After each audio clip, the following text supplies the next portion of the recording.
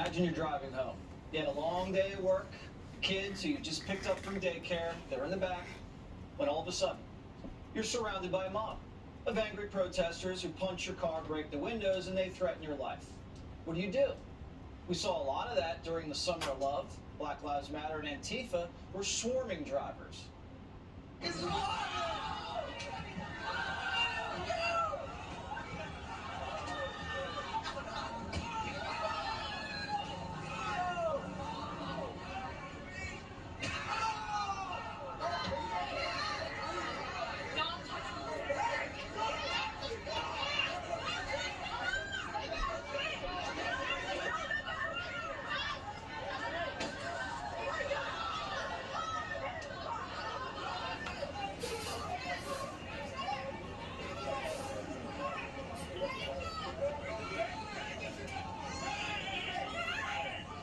That summer, we saw cars massacred all over the country. And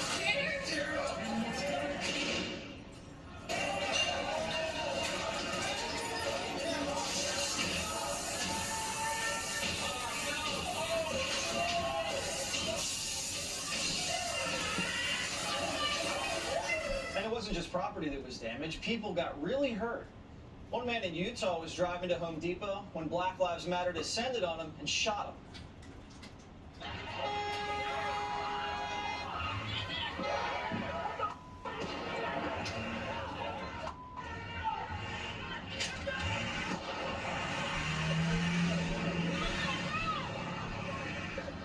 Later that summer, a Portland man was beaten by a mob and kicked in the head after they forced his truck to crash.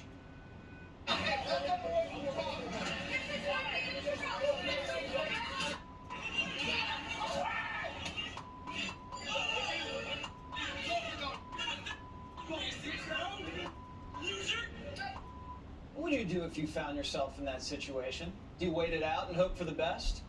Or do you protect yourself and hit the gas?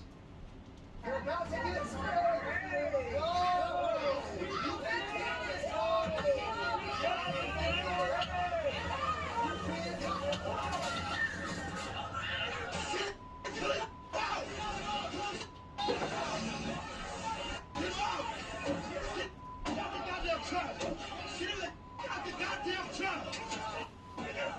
Two years ago, a bunch of leftists were protesting ICE. They wanted to abolish ICE. This was in Midtown Manhattan, when a woman named Kathleen Casillo found herself in the middle of the action. She was just trying to go Christmas shopping with her 29-year-old daughter, but she never made it home that night. What this happened to a Kathleen black person, Casillo the whole said world would be protesters mad. banged on her car, No good tried white to break people, her who daughter's cares window, and called her about a them? white privilege blank. She says she panicked and floored it. Here's the video. Yeah, they're all so privileged. Work for a living.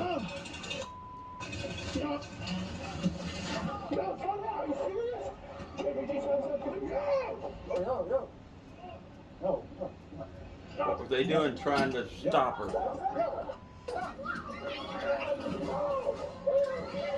They had no right doing that. Run over and killed him, they had it coming. That's slime balls. Scared to death up for your life. Kathleen drove her car through a group of protesters and 9 got hurt. Her daughter, Dominique, told the press it was traumatizing and they were being menaced. Dominique says she has PTSD from the incident and is in therapy. And afterwards, Kathleen stopped driving a couple blocks away and she was arrested.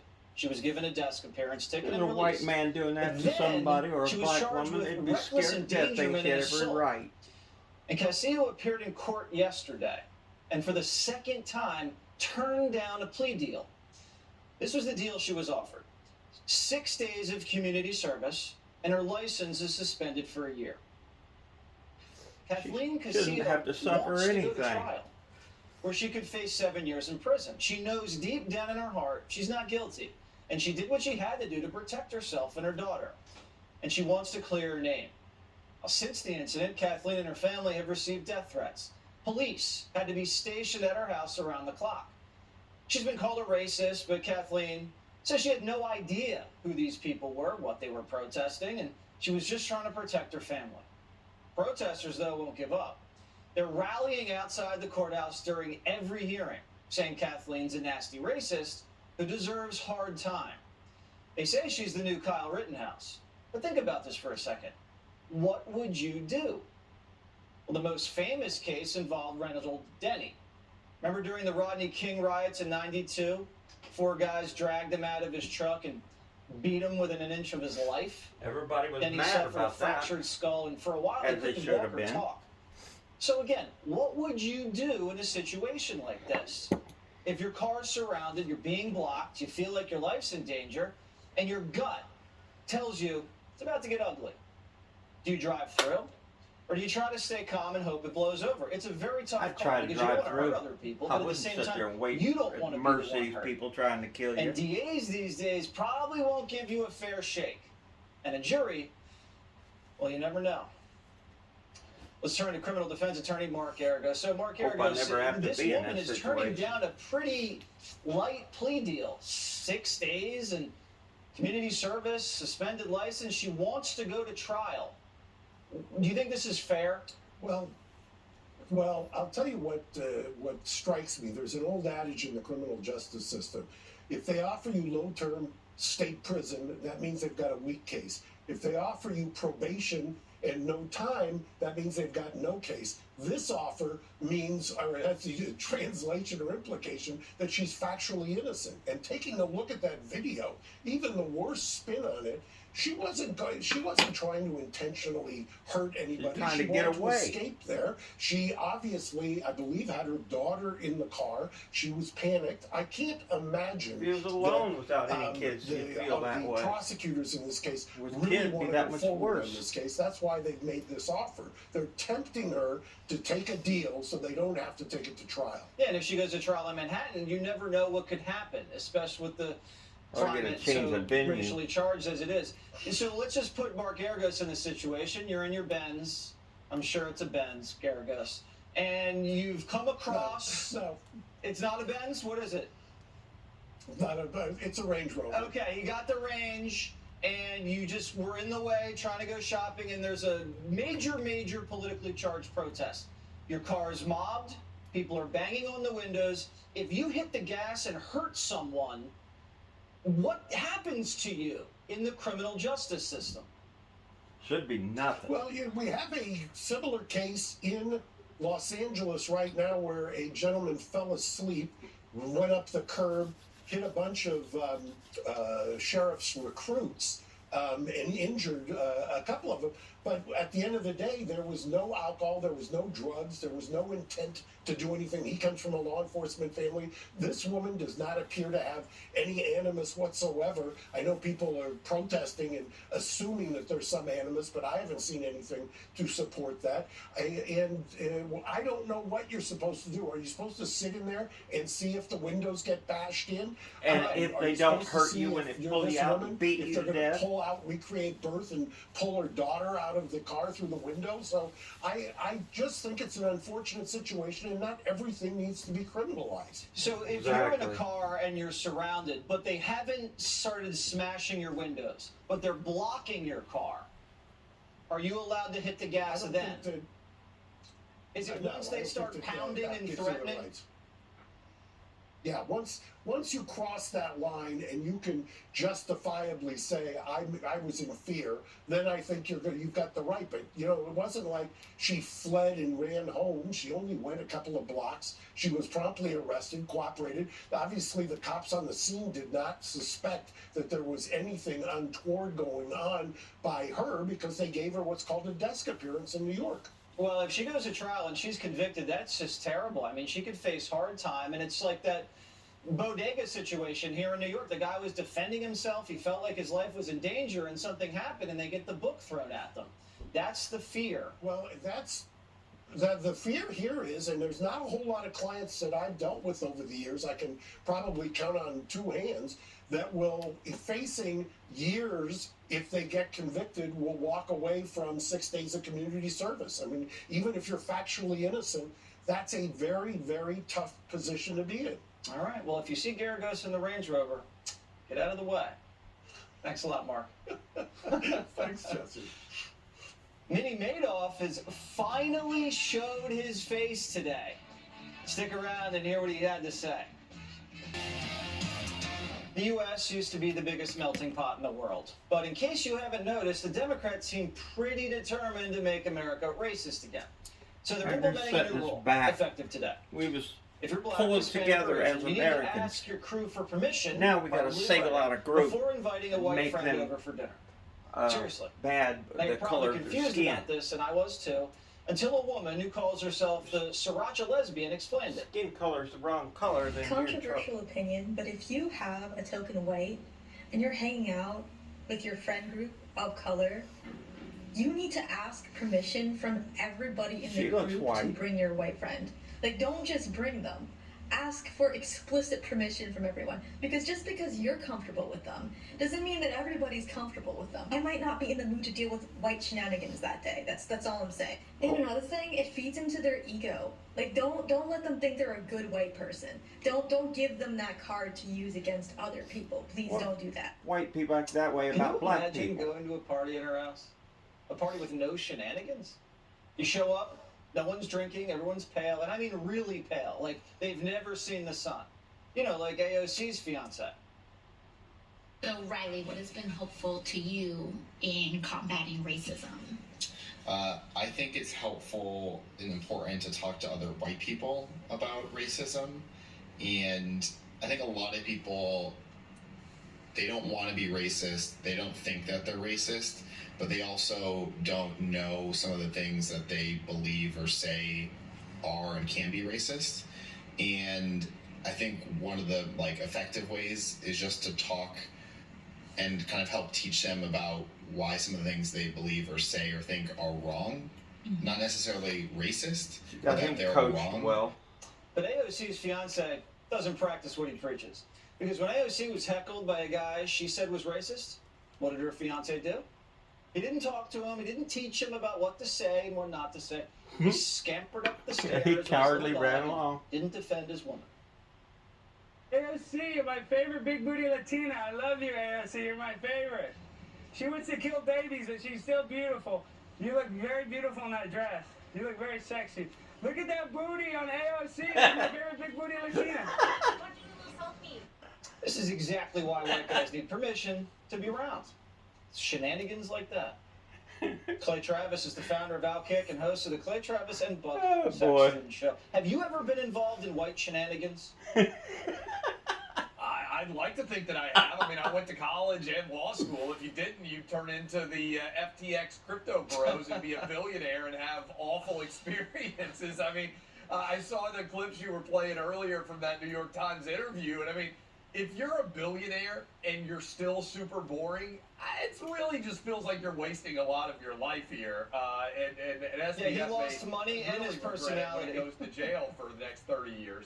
But look, it's amazing, Jesse, how if you just listened to the audio, right, you didn't know who was speaking, you would say, man, that sounds a lot like 1950s pre-civil rights America, which is why, I mean, maybe Matthew McConaughey got it right when he said time is a flat circle, because it feels like all of the arguments that are being made now by the wokest community of the left-wing Democrat Party are actually super racist, and they're the same arguments that would have been made by the super racist people in the 1950s, because they're all predicated on judging individuals based on the color of their skin as opposed to the content of their character.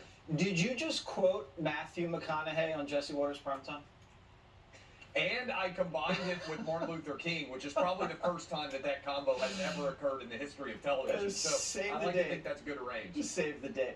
Do you like how she said that, you know, you don't want white people to feel good about themselves. You don't want to feel like a good white. You know, you got to keep you got to keep them guilty. Yeah, What there's about nothing the good fact about that, white I people. really believe this. The way that AOC and Elon Musk are flirting, that ginger Oh. boyfriend has no hope. He he's might done have for. about Elon 45 Musk minutes. is going to take his spot Yeah. in a heartbeat. It's not even close. And you could see it coming a mile away. You know what? I shouldn't say that. I hope they get married and live happily ever after, but there's a lot of sexual chemistry we've been picking up between Musk and AOC, and it is undeniable. There's going to be some white shenanigans It's there. inevitable. It's every romantic comedy that you, Jesse, and every guy and girl watching this program right now have ever been to. They start off hating each other. The flirtation grows just a little bit. Next thing you know, they're undeniably attracted one to another. And I would be nervous if I was the ginger there talking about how awful white people are. Elon Musk, remember, he's an African American. He's going to slide right in. He checks 2 boxes. He's both African American and a white guy. I think the ginger's in trouble. Are you allowed to say ginger? Is that an insult? I don't even know. Red hair. The red hair. I don't even know. The fiery guy there. I don't know. But if you do have red hair, there's a lot of white shenanigans. That is guaranteed. Like Travis, who knows Matthew McConaughey better than he knows himself. Up next, killer robots, cursing kids, and cocaine bears. Thank you. First up, when it comes to parenting, everybody has their own style. But what do you think about letting your young children swear around the house? What's the problem now? Why do I have 2 different socks on me? I didn't realize the socks were different. I apologize. It's like some wacky Wednesday kind of. I'll go get you new socks, okay? You're funny. I'm very confident in my parenting style, so Got let's an talk about it. attitude. About a year or 2 ago, I decided that I would be the person in my daughter's life to teach her the context of swear word. And She's a very well-behaved, funny and polite cool to little be girl who just gets attitude good with grades and is cuss words. respectful to teachers and classmates. Never an issue. Jimmy, is that how you were raised? So at my house? Oh my God! Smack. Yeah, it was worse than a Attitude smack. It was with a fork curse or a words. spoon, and you had to go get it for them. She's nice. In Humiliating. an Italian house, you go get the inanimate object. And you walk really slowly. Yes, you get an inanimate object that's going to destroy your life. It's preparation for buying an engagement ring. That's what they're doing. They're like, here you go, kid. That's not good parenting, and I can say that from experience. Jesse Jr. knows no swear words, but he will after he watches this show. Next topic, we don't do this often on primetime, but we'd like to make a correction.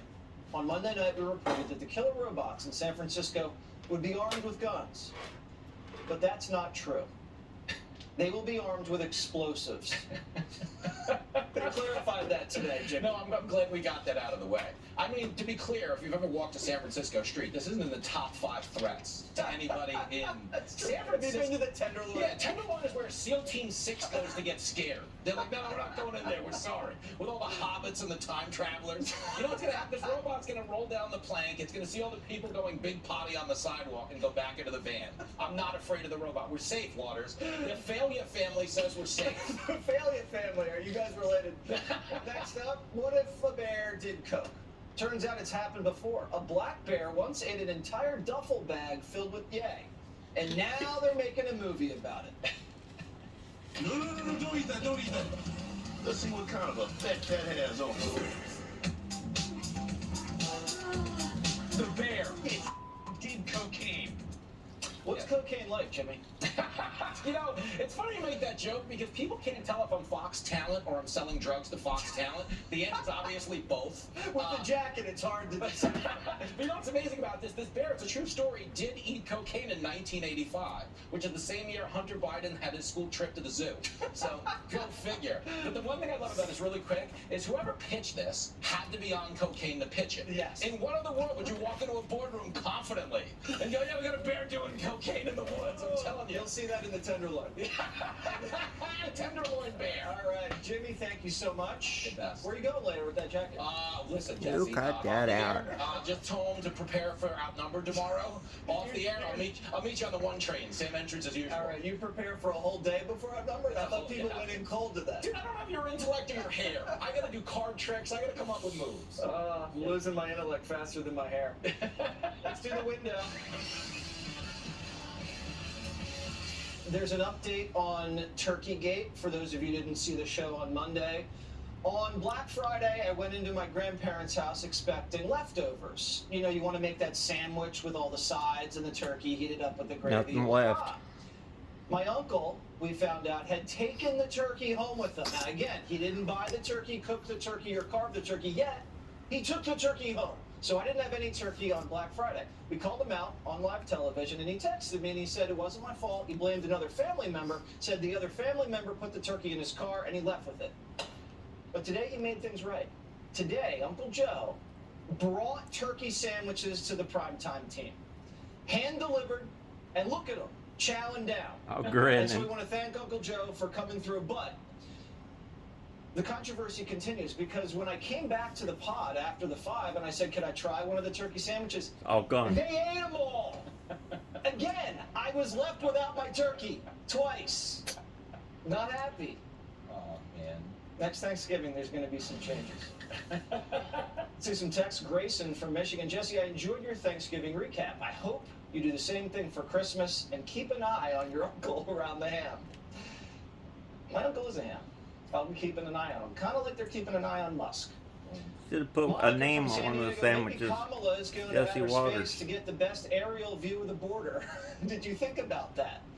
That's true. She does have an eye on things. We trust Kamala to keep us safe from different types of aliens. Chris from Arizona, if you think Minnie Madoff is shaking now, just wait till Maxine Waters, no relation, has to run again without his stolen money. Yeah, Maxine asking him questions under oath. I mean, I don't even know who to side with. Terry from Colorado, Crypto Fetterman is clearly going for the insanity defense, but he's shaking like bacon in the pan. He was shaking, and Chuck Todd was nowhere in sight. Raymond from Shreveport, Louisiana, I actually have family there. They don't steal the turkey. The word shenanigans is of Irish origin. Why is that person culturally appropriating it? You're right. If you're Asian, can you say shenanigans? It was up to me. I said fine, but I don't know the rules these days. Kim from New Mexico, Sirocco lesbian? Is that why the name was taken when I tried to sign up? I don't even know what Sirocco is. Know what a lesbian is. Don't know Sirocco. Jimmy from New York. Is this you? It's pronounced Fela, dummy. You got me. I can't believe it got through. You got me good. Tucker's up next, and always remember, I'm Waters, and this is my world. A very, very important meeting was held today between Kamala Harris and French President Emmanuel Macron. No, they didn't talk about Ukraine or China. Now, today's discussion was far more important than both of those things combined. Listen. I believe space remains a place of undiscovered and unrealized opportunity. And for that reason, there is so much potential in terms of the work that nations can do there. How did Kamala become space czar? Well, primetime sources at the White House say Biden was sniffing Kamala's hair, and she said, Joe, I need space. And Joe misinterpreted that and put her in charge of the galaxy. Now, just think about what our border would look like if Kamala put in just half the effort she does when it comes to the final frontier. Look at her But repeating she's her just words not over and that over. passionate about immigration. Her She's heart is such in an space. idiot.